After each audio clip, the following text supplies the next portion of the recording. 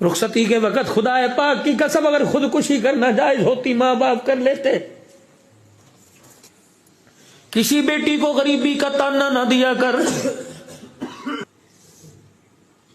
ओए लोगो, तुम्हें नजर नहीं आता बैग कितनी फटी होती है, 3-3 बच्चों के साथ रक्षा के इंतजार में खड़ी हो, समझ ले घर के अंदर ससुराल में उसे सुख का सांस कोई नहीं मिल रहा है।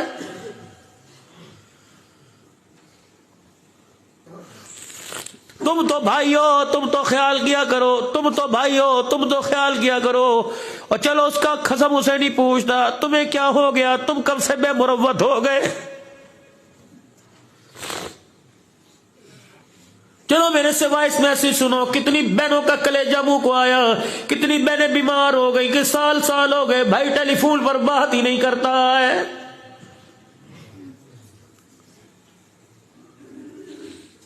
क्यों इतने दिल पत्थर सख्त हो गए मेरे चांद। वो बचपना भूल गए। अल्लाह, बहन मूंगफलियां छील छील के दिया करती थी। वो बचपना भूल गए जब अपने मुंह से टॉफी निकाल के दे दिया करती थी। वो बचपना भूल गए जब 9 साल की तेरे लिए चरपाई घसीट के लाया करती थी। वो बचपना भूल गए जब मां के साथ कपड़े धूप में सुखाया करती थी। वो बचपना भूल गए